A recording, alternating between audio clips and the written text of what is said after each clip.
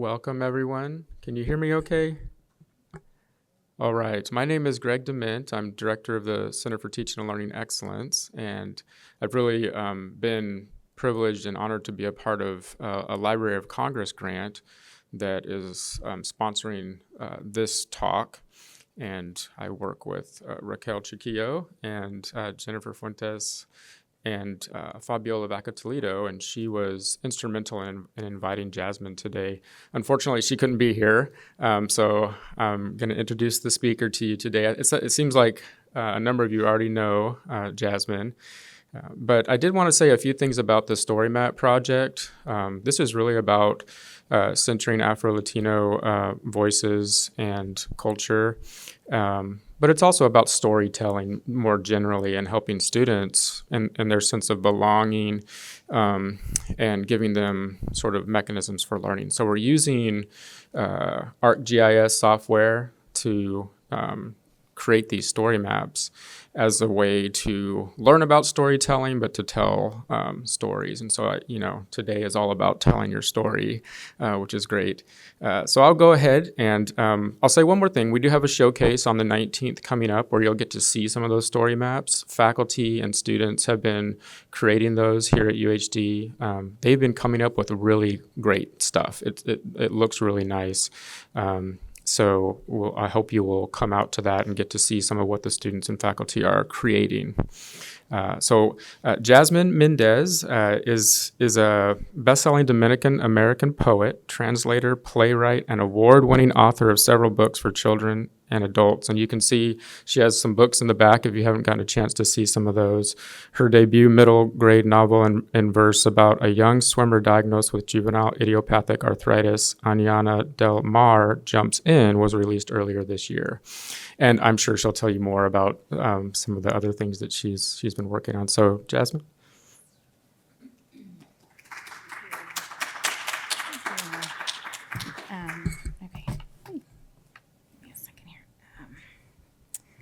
Thank you, UH Downtown, for welcoming me yet again. I feel like I'm here at least once a year. Zero complaints. I enjoy being here. I love the community, the students, faculty, staff, everyone. Always so welcoming, so thank you. I have a very probably over-prepared speech mixed in with poetry and sort of some short nonfiction pieces that tell you about who I am and my history. And so I may jump around a little bit just because I realize it's relatively long. I do want to leave room for Q&A at the end if you're interested in asking questions or learning more specifically about some of my books. But yes, this is titled, this presentation, this speech, if you will, is titled Tell Your Story. And I'm just going to jump right in if this will work. All of a sudden it doesn't work. What's happening? Oh, nope. See?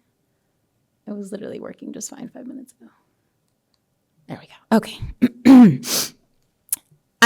Yo soy Dominicana, Dominican. You can call me Latina, Hispanic, Caribbean, or just strange. I like fried plantains, arroz con pollo, and Juan Luis Guerra playing on through the night.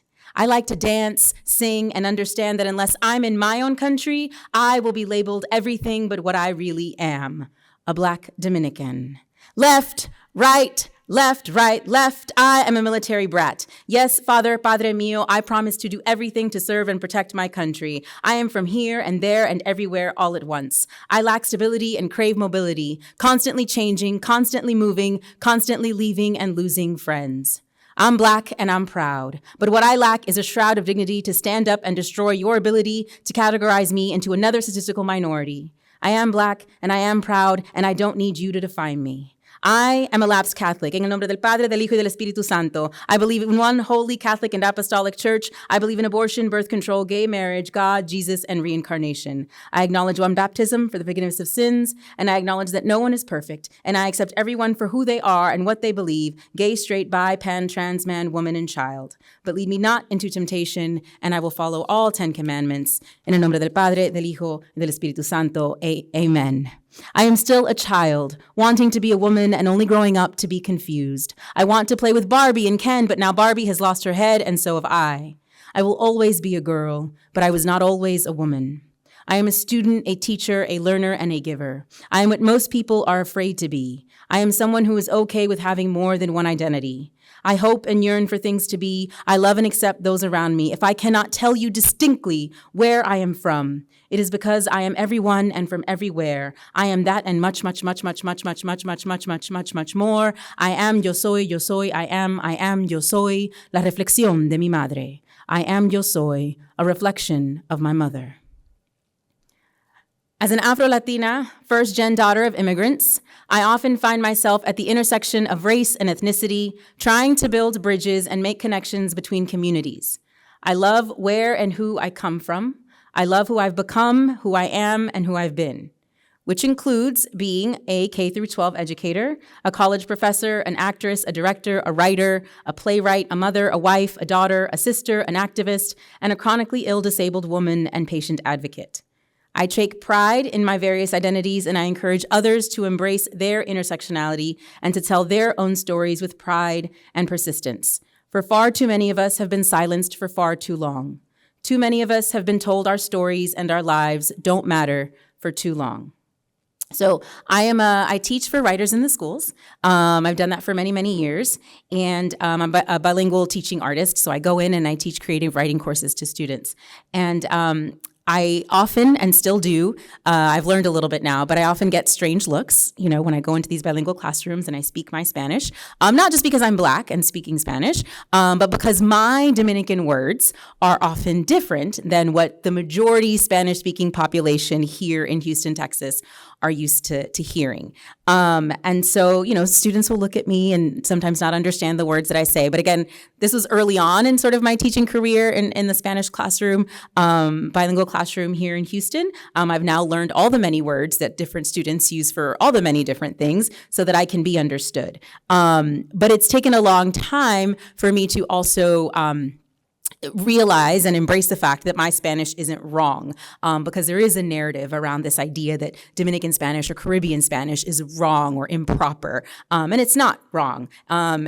These language purists like to say, or elite, folks related to the Spanish language, and so I bring that up, right, because that is part of my story, especially as a Dominicana here in Texas. I'm sort of a minority within a minority, if you will, right? There's not many of us here, and when we find each other on the street, we're like, hey, one of us, I used to have a flag on my car, and I would get stopped at least once a month by another Dominican, would wave me down and be like, yo también, somos dominicano, because it's like a rarity out here. And so I wrote a poem about it, obviously, several poems about it, about this idea of keeping my Spanish language. And this one in particular goes to my students.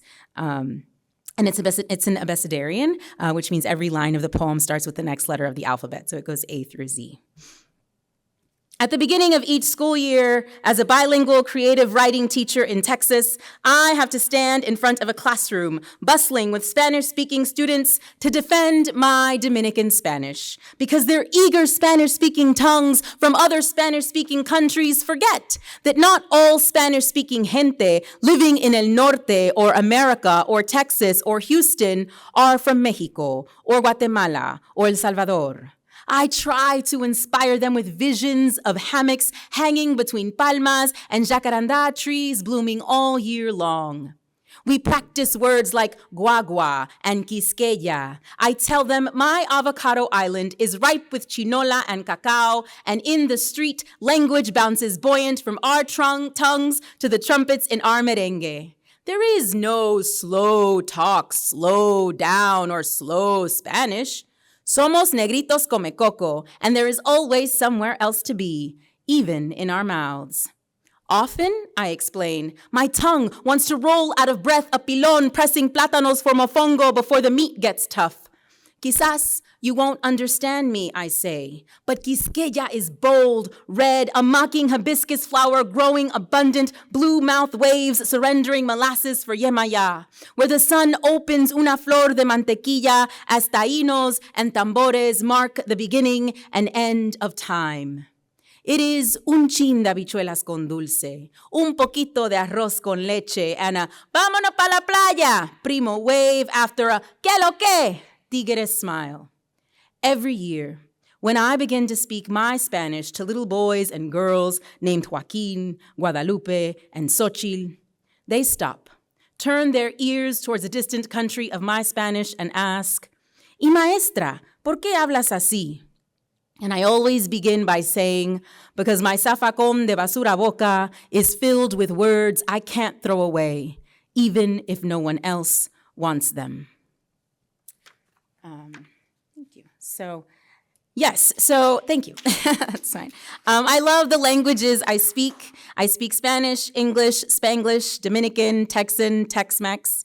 But my pride for my language, my Dominican tongue, and my racial and cultural background and heritage wasn't always this strong and wasn't always this unapologetic.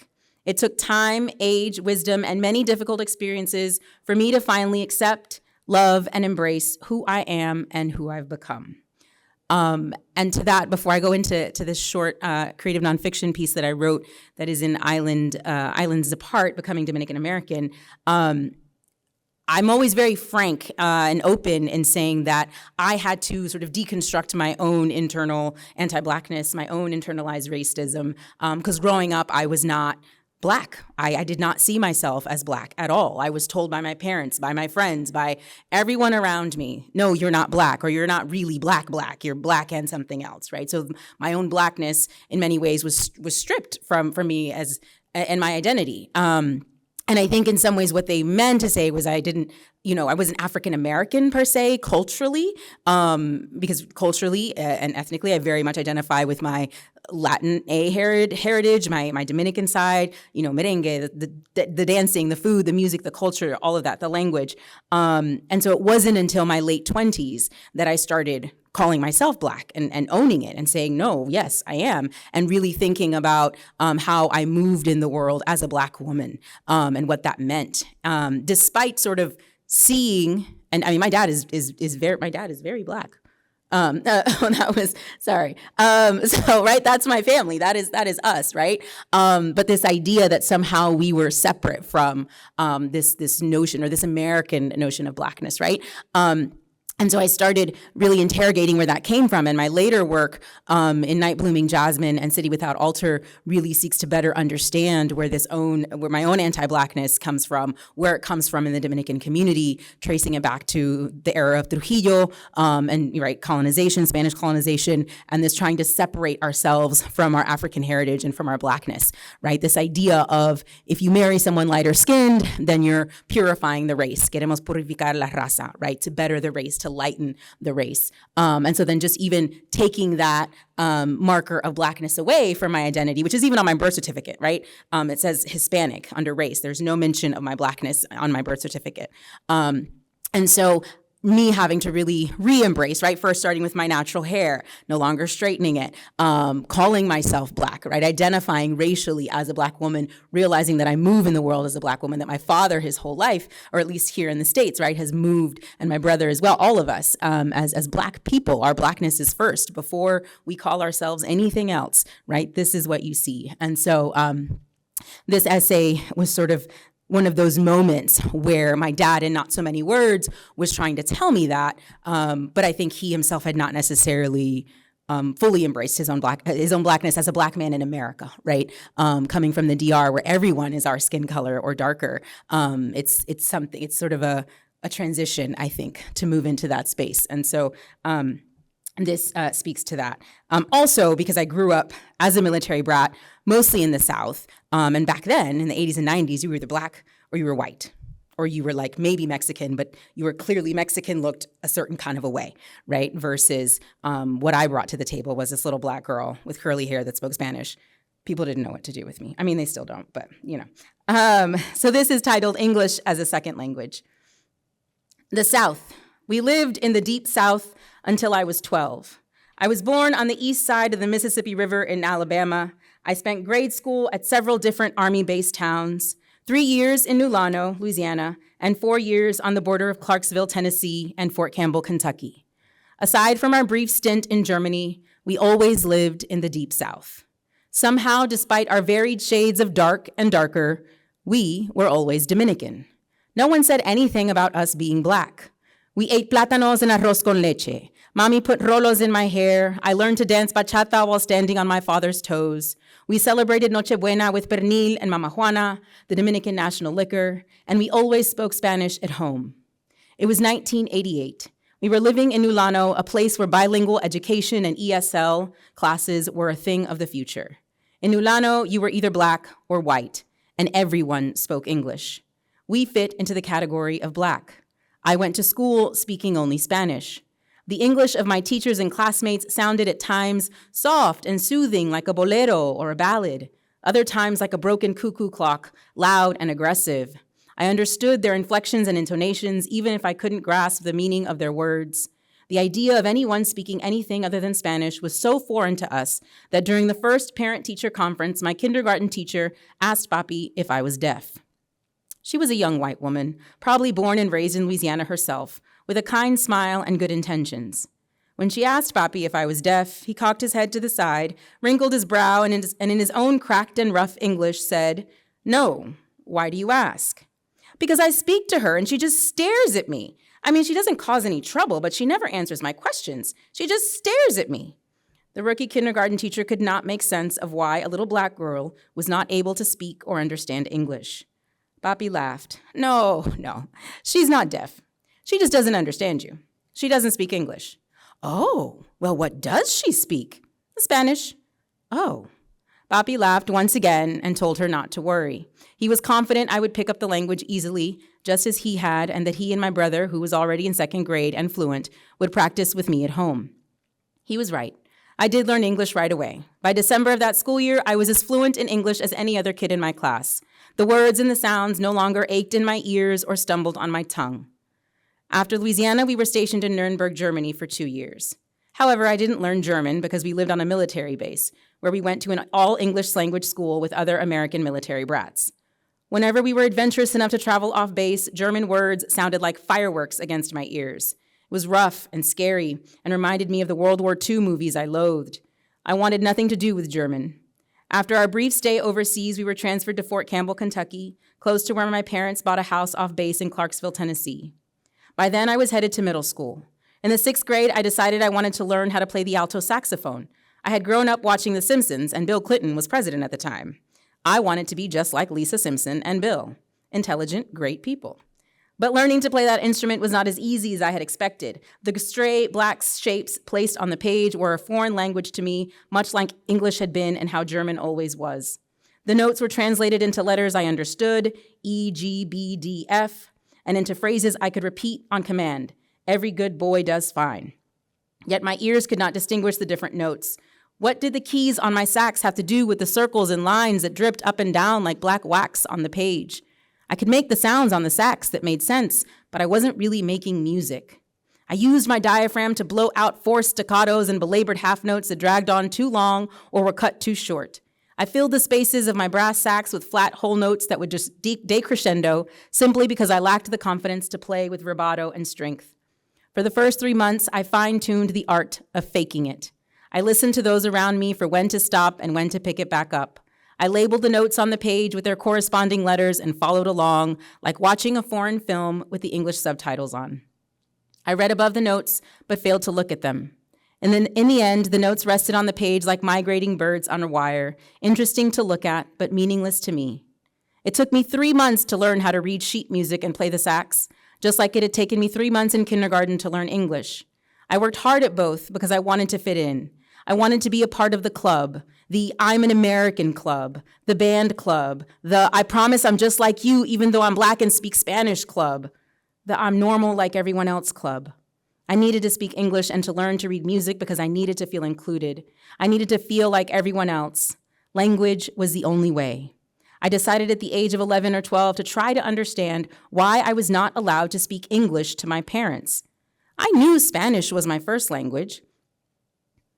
I knew Mommy didn't speak English, but English to me felt so much easier. I spoke English at school and with my siblings. I liked English. It was on TV. It was spoken out in the world, and it was in the books I read and loved. I thought in English, I dreamt in English, and I sang in English.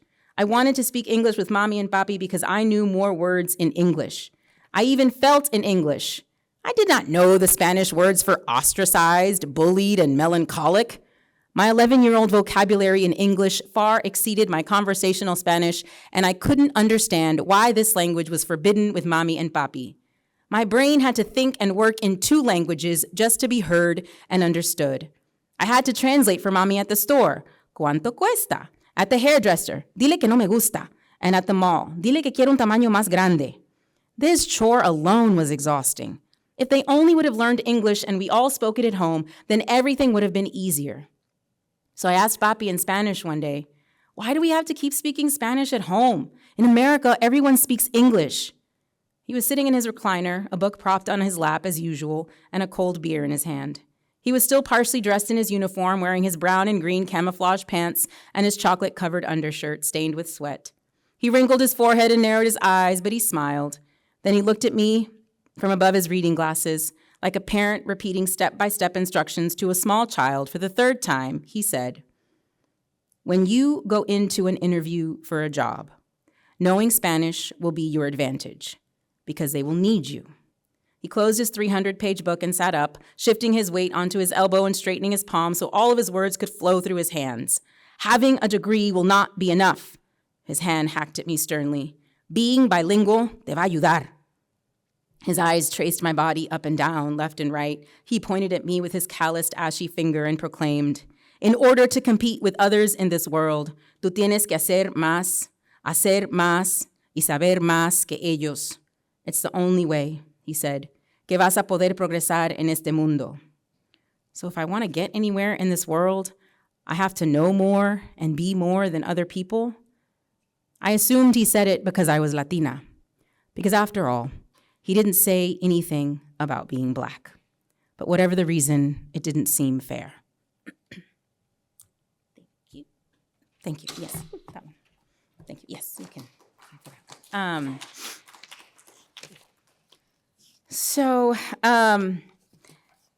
Yes, that was one of the many lessons that my father tended to teach me without necessarily really leaning into this idea of our Blackness, right? And it wasn't until much later in life, like I said, in my late 20s and even beyond, sort of something that I spent most of my 30s trying to deconstruct within myself, right, how I moved in the world and how that affected the way that I was treated by others and the things that I got and received. I mean, I definitely think it was something that I was aware of in college and in my 20s, but not something that truly came to full realization until I started my own journey in life as an adult with chronic illness. At the age of 22, the day before I graduated undergrad at U of H, I was diagnosed with first lupus, and then that was a misdiagnosis. It was actually scleroderma, which is a skin disease. It's a everything disease. It's a systemic disease that, I'll just read here, is characterized by the development of excess collagen or scar tissue on the skin and other organs, chronic joint pain and inflammation, debilitating heartburn, gastrointestinal issues, fatigue, sensitivity to cold temperatures, finger ulcers and deformities, and a whole host of other symptoms that could lead to organ failure and death. Later, about 5 years after my original diagnosis of scleroderma, I was also diagnosed with lupus, which is another autoimmune condition that in many ways for me particularly was worse than scleroderma because it affected, that one did. Scleroderma never attacked my internal organs, but lupus attacked my lungs, my heart, my kidneys, and my skin as well as scleroderma did. The day before I graduated from U of H, I was at the doctor's office and I was given the diagnosis and then was sort of very confused as to how to proceed with life. Because my life was supposed to be beginning and it felt like it was ending. That was 18 years ago at this point, 19 years ago at this point. But throughout that journey, especially about the first 10 years of diagnosis, re-diagnosis, and added symptoms and issues, et cetera, coming face-to-face with medical racism and medical gaslighting as a woman of color on many occasions was really sort of the slap in the face that I think I needed to understand that this is how I moved in the world, and being told many times over and over, well, it's just anxiety. Well, are you sure?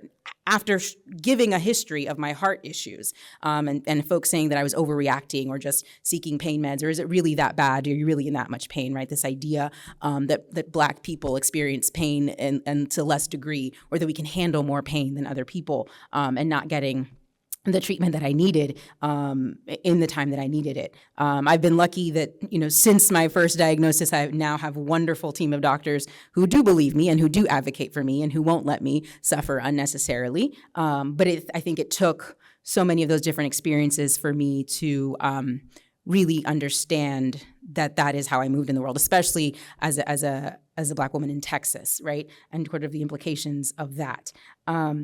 This is an excerpt just from the opening of Night Blooming Jasmine, which chronicles the first, pretty much the first 10 years of chronic illness and infertility. Infertility was a sort of parallel, yet different journey with my illness, because they said that neither are related, which I don't believe at all. But that was an interesting experience that I really haven't written too much about. There's some poems and essays in Night Blooming Jasmine about that.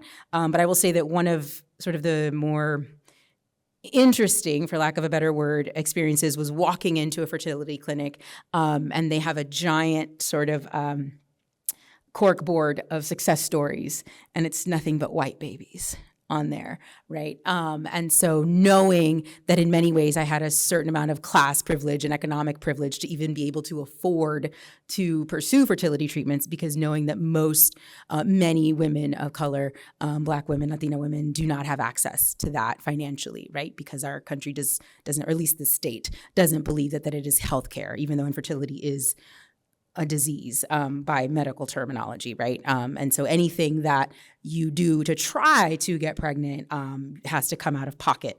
And so that was one of those moments too that was really sort of sobering for me in that sense. So this is just an opening of from Night Blooming Jasmine that opened. This is the short essay that opens the book.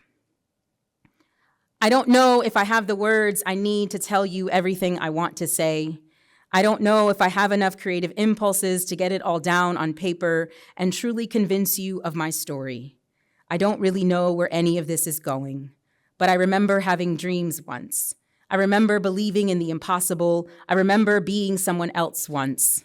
I don't know where she went. I think she's died in the process. I've lost her somewhere. I tried to blame scleroderma. I tried to blame lupus. I tried to blame God. I tried to blame the world, but it's no one's fault. She couldn't take the pressure anymore, so she left. The old me broke up with the new me, and she has left both of us brokenhearted. Imagine that, feeling the broken heart of two people at one time beating in your own chest. Grief becomes inevitable, depression a necessity. I longed for the old me like every lover does at the beginning of a separation. I went back to her time and time again. I begged for forgiveness. I promised to change, but nothing seemed to work.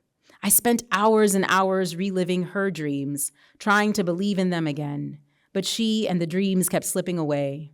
I studied her face in old pictures and thought about how beautiful she was. I closed my eyes and remembered feeling safe and secure in her skin. I feel lost. I feel empty. I am afraid of being someone else.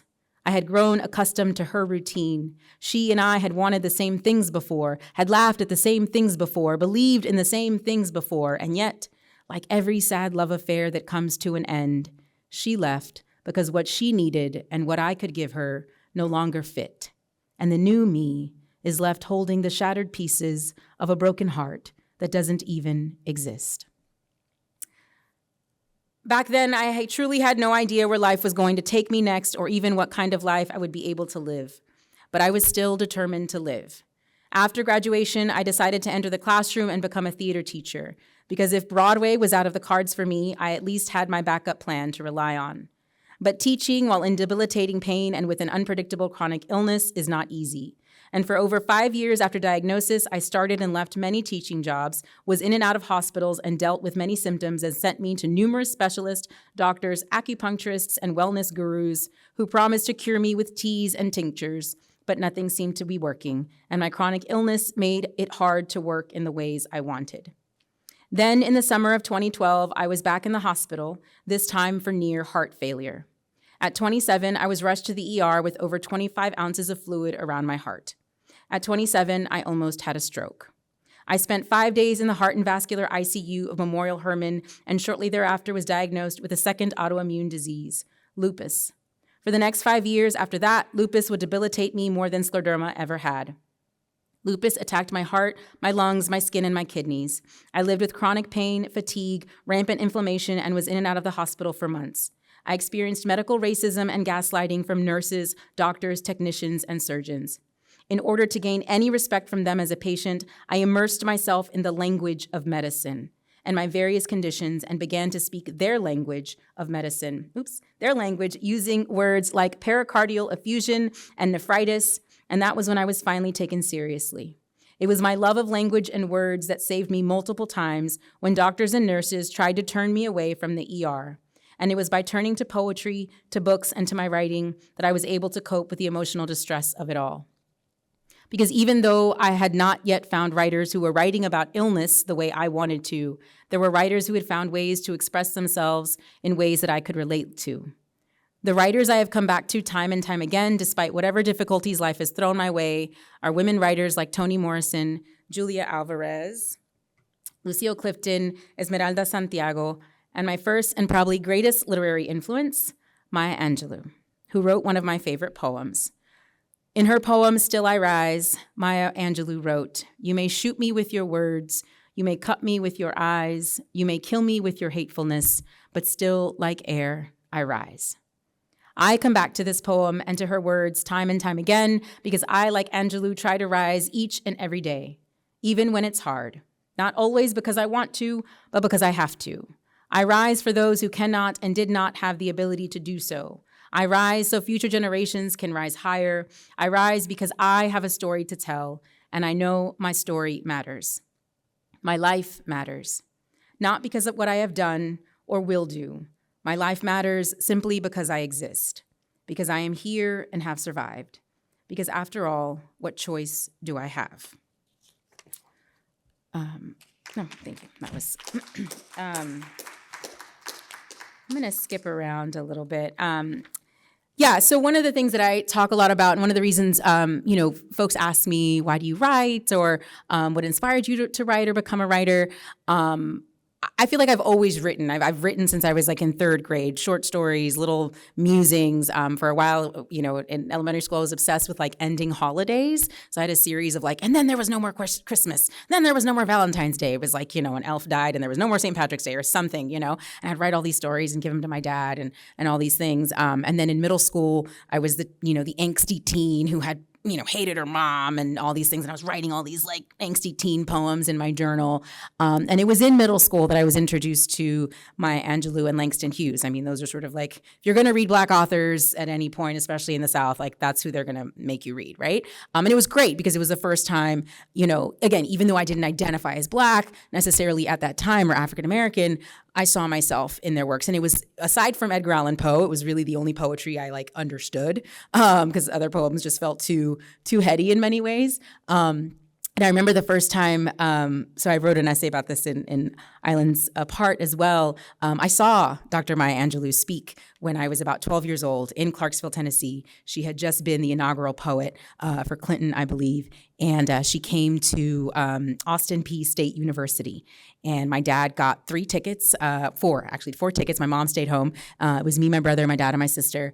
And we went to Austin Peay State University where he was a student. He was always taking classes. And we go, and it was maybe like a 500-seat auditorium, and we were somewhere in the back, and there was like a pole kind of in front of me, and I'm trying to see, and I don't remember all the poems she read, but I know the way the room felt. I know, it still gives me chills, like how everyone stood up and applauded for her when she was done reading poems. I know she wore all black and had red lipstick, sort of her signature look, and there's just her voice, and I saw how emotional my dad got, and I was like, wow, that's amazing. That's brilliant. But at the time, I didn't necessarily think that could be me. Like I know somewhere inside me, I wanted that to be me. I wanted to have that effect on people at some point in my life. But I was really focused on acting and theater. That's what I wanted to do. I wanted to go be on Broadway and be the first Dominican woman to win a Tony Award and all of these things. So I was focused on storytelling in that way with theater. And it wasn't until chronic illness forced me to stop doing theater that I really started to take my writing seriously. I wrote poems all through high school and college. I did spoken word in the slam scene for a little while. I was very active in the open mic scene in Houston for a long time. But it wasn't until sort of my body was like, you physically can't do this. Like, I could not be on stage. Acting is really physically demanding work. And so then I said, well, I have to do something. I can't just, I have this desire to tell stories, to write, to create art. And so, after the heart issue, I took 6 months off from working. I left my teaching job. I sat at home and I wrote Island of Dreams, or I had all these poems and short essays, and I put it together in a book. And so that's kind of really what started me on my publishing and writing journey. And I just kind of haven't ever stopped since then. That was 2013 when that book was published. And it was all about growing up, similar to what you've already heard here, growing up Afro-Latina, growing up from about 13 to 19, and this idea of never having gone home. So the first time I went back to the DR, I was 19 years old. I had not been to the island. My parents couldn't afford to take all of us. Not true. I went when I was 3. Nobody remembers anything when you're 3. It was my grandfather's funeral. Apparently my mom wanted to stay. She was like not trying to come back to the States. She was like, it's dark and it's cold and I don't like it there. But then my dad was like, please come back. And so we came back. So my mom and I came back. But yeah, other than that, I hadn't been back to the island. And so that was an interesting experience when I was 19 to feel like, again, that feeling of I'm not from here, I'm not from there. People see me as an Americana, but I see myself as Dominican. I live in the United States, but they don't see me as American either. And so just sort of, that narrative really taking precedence in a lot of my work and trying to figure out, right, my place in the world, right, as this daughter of immigrants, Black, Latina, bilingual, all of the different layers. I've been back to the DR many times since then. I now have just as a complicated relationship with the island as I do with the United States, because no place is perfect. And I'll actually probably read you a short poem from there as well, since I'm changing things up a little bit. But I want to be sure we have time for questions, et cetera. So that's really the journey that I've been on. And for me, it comes from, what I get inspired, where my inspiration comes from is a quote by Toni Morrison. It's on my website, which states, if there's a book you want to read that hasn't been written, then you must write it. And so I always just ask myself, what book did 9-year-old Jasminne need? What book did 13-year-old Jasminne need? What book did 25-year-old Jasminne need? And that's sort of the impetus from which I start almost any project or decide to go forward.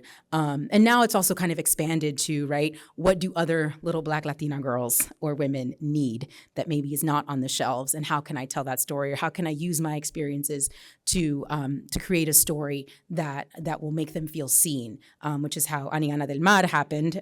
It's my pandemic book baby, as I like to call it, sitting at home with my toddler at the time who was watching endless amounts of Moana every day. Moana 2 is coming out, by the way.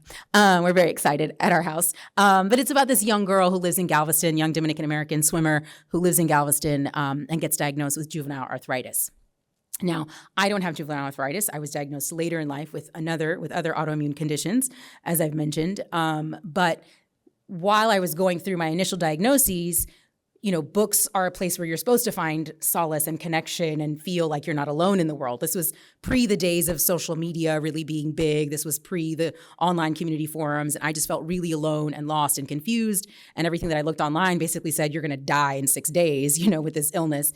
And I just felt so hopeless. And I looked and searched and could not find any books at the time by women of color about their chronic illness journey. Everything was white women with breast cancer, which is a totally fine narrative to have if that's who you are and that's your experience. But it was not my experience. And I struggled a lot to find any books that related to that, to my, sort of similar narrative. In grad school, I was eventually introduced to Audre Lorde's cancer journals, and that was a saving grace for me. But because there were no stories of people who looked like me experiencing what I was going through, I started over a 10-year journey writing what would become Night Blooming Jasminne. I had no idea that's what it would become. I started doing blog posts. I was blogging like every week about my experiences with chronic illness, and many of those posts became essays that ended up in the book. All that to say, I'm going to do two more poems, and then I'll leave it there for questions. But this kind of going back to this idea of not being from here, from there, finding a place that, if I can find it, hopefully I can find it, where you're from. Maybe not. Here we go. So in 2023, I went to the DR during Thanksgiving week. They don't really celebrate Thanksgiving over there, not in the way that we do. The morning of, we went to El Museo del Hombre Dominicano, which is supposed to be a museum that traces sort of the history of the Dominican person, right, and how we got to be who we are. Dominicans are very proud about how we're sort of an amalgamation of all these different cultures and identities and races, right? African, Taino, Spanish. How much Taino is to be debated, right? It was under renovation, but the whole first floor was all about Taino ancestry and background, and you have Taino artifacts. And if you don't know, Tainos were the indigenous population on the island prior to colonization, prior to Christopher Columbus, who came and wiped them all out. And so the whole first floor is all this just beautiful, just sort of artifacts and history, and so many words that come from the Taino language, like yuca and barbecue and hamaca, are all indigenous Taino words. But then on the walls of this museum, love my people, are quotes from the journals of the colonizers, calling and referring to the Taino people in all the negative ways you can imagine, and describing them in all the sort of negative ways. And so that sort of sat with me, and that's not necessarily what this poem is about, but it was just kind of jarring to me in that way. And I'd been to that museum before, prior to it being renovated, and that's not what it was, or at least it didn't have those quotes. It was sort of a different feel. But yeah, so this is kind of my poetic response to being on the island during Thanksgiving week in some ways. My first Thanksgiving on Hispaniola. Thursday morning in Boca Chica, my beloved wonders how this small mouth pocket beach on a closed-lipped island got its name. Maybe it was a Taino word that was shaped into something the Spaniards could say without spitting. Or maybe when those invaders saw it from the sea, they salivated and said, "That looks like something small we could sink our teeth into." And so it was how they devoured everything, how they dragged us out of paradise and into the mouth of ruin, how they came and conquered flesh and cane and robbed the earth and the land and the body of its sweetness, how they whipped it out of us until we became cream, nothing but something that dissolves under this endless summer sun. If you love a place, at best, you're a patriot. At worst, you're a nationalist. And I wish to be neither of those things. I am longing to return home, to find a bird or a flower bud, a bison or a bosom that hasn't been touched or tainted by tyranny. I want to feast on what we cannot harvest, the wind and its song, an ocean wave and the rain, an old man's laughter, and my hands dipped in honey and soil-soaked in what they stole from us.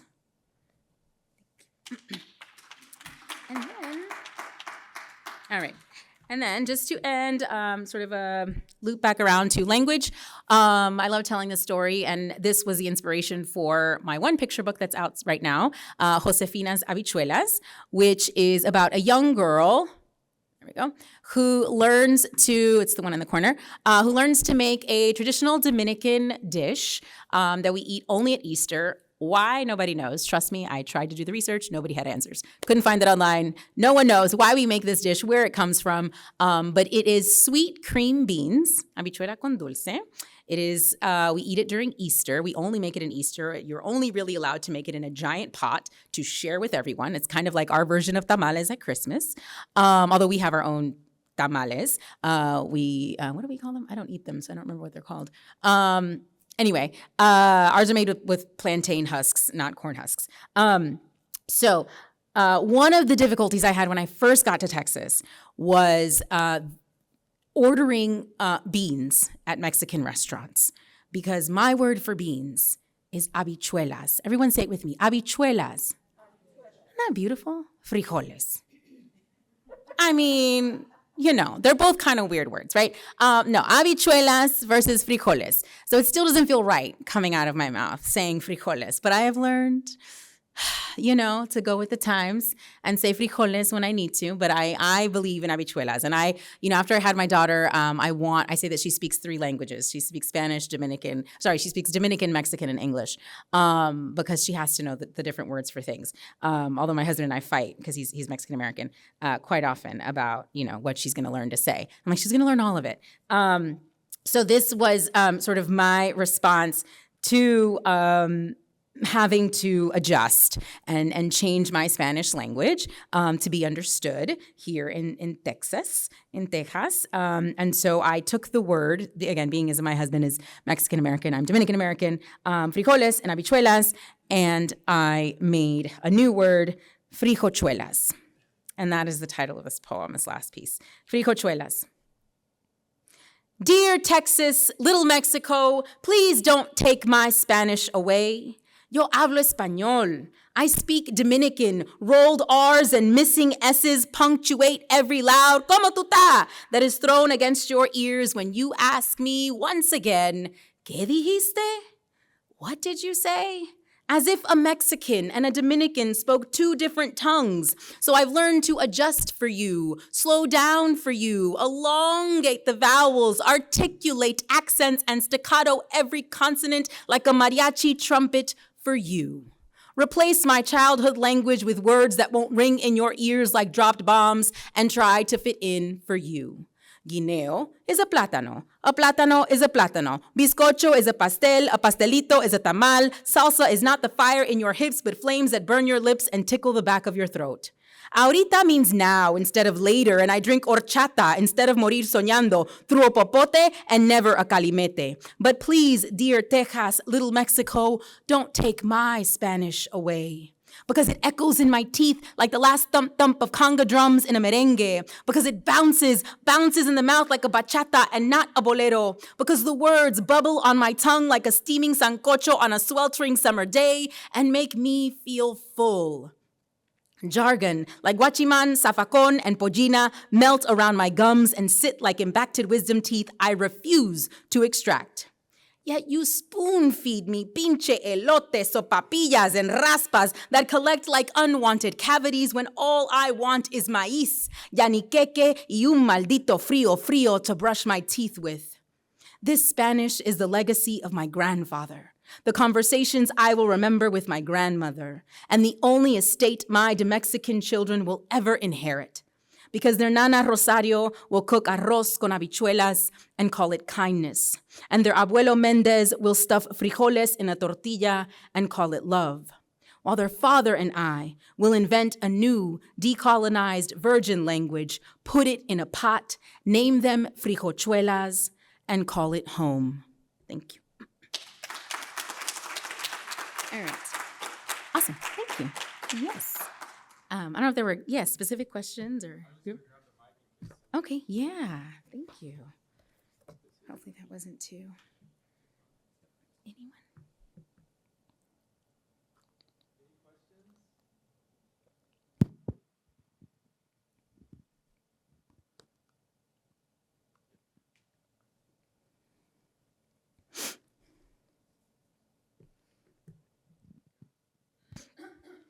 Hi, thank you so much for your reading. I really enjoyed it. I'm wondering, have you ever had any of your poems or stories translated? Yes. So Aniana del Mar jumps in. There's a full translation. Aniana del Mar se avienta. That was translated by Raquel Salas Rivera, a Puerto Rican poet and translator, brilliant writer and translator. Josefina's Habichuelas has both the English and Spanish version within the text of the book. Arte Público traditionally does that in all of their picture books. And then I believe there's a couple of things online here and there of like individual poems translated. But not full books as of yet. I know someone had reached out to me. There was a graduate student in translation working on translation of City Without Altar, which is a poetry collection and play in verse that looks at the 1937 Haitian massacre, which occurred along the northwestern border of the Dominican Republic and Haiti during the Trujillo era, as well as my chronic illness journey is also sort of braided in there as well.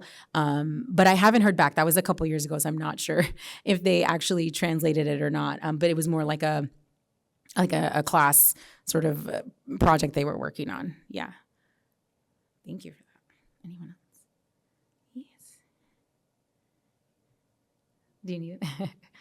Probably for the recording, yeah. Thank you, Jasmine, again. Thank you. Beautiful. If you go back to maybe the first or second slide, where you have the collection of all the books there, Oh, yes. Oh, come on. There we that go. one, Yes. there's a repeated theme of the water, right? You talk about the Caribbean identity and what water means and what relationship to identity is with water. Oh, my goodness. Yes. So much water. Yeah, I mean, I think for me, water is it means many things, right? There's this idea of what the water carries, the cleansing, the healing nature of it, but specifically in the Caribbean, and then me living in Houston and having a very close connection to Galveston. My husband is from Galveston, got married in Galveston, we're there all the time. For me, it's this idea of there's hurricanes, right? So the water can be healing, but as my mom says, and I use what she says in Aniana, la mar es traidora.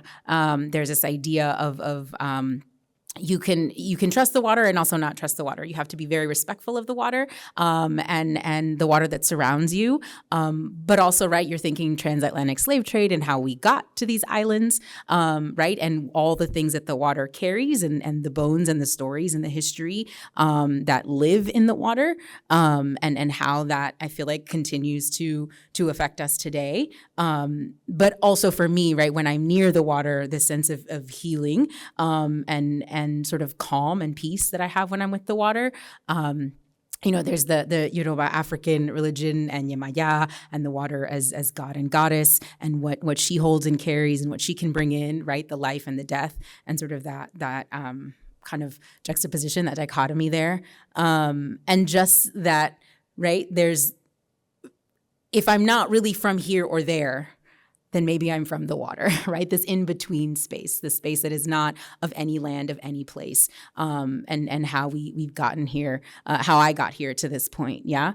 So yeah, there's definitely, and even you don't see it in Night Blooming and in City Without Altar, but water is very much present. In City Without Altar, what creates the border between Haiti and DR in this area, in the northwestern part, is a river, El Rio Masacre, right? And so the river speaks in many ways, and she's alive and she's there and she's present, in that. And Night Blooming Jasmine, there's also a couple of essays, one in particular about swimming and feeling weightless in the water, right? Like I don't feel pain. I don't feel the weight of my own body in the water. And I feel like my freest self when I'm in the water. Same thing for Aniana. That comes from that idea too. She feels like her full self. She feels her best self when she's in the water. And I think that is sort of an ancestral thing that we carry within us, both the trauma of it and the joy of the water.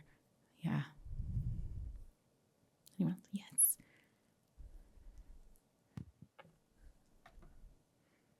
Hi, thank you. I unfortunately haven't had a chance to read any of your books, but it's been great to see all of them presented. I know you stated that you were initially interested in theater. Mhm. Do you hope to see any of your books on stage one day?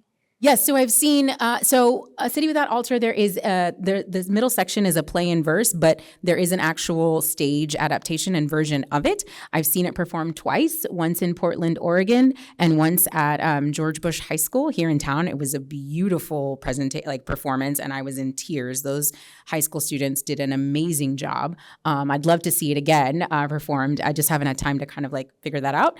And then Aniana del Mar Jasminne was actually recently adapted into a musical. There was a staged reading of it at Stages in May, and we're working on creating a full 2-act adaptation. It's currently a 1-act, but we think it could really be expanded into a full musical. And so I'm working with my co-writer, Rosarito Rodriguez Gonzalez, who is a professor at TSU. She's the one that originally brought the script to me and was like, can I adapt this? And I was like, yes, you can. And we're working with a composer to write more music to it and to make it a full 2-act musical for general audiences.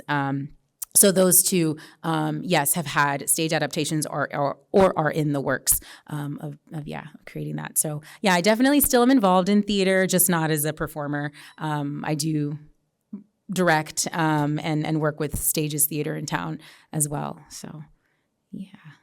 Thank you. Anyone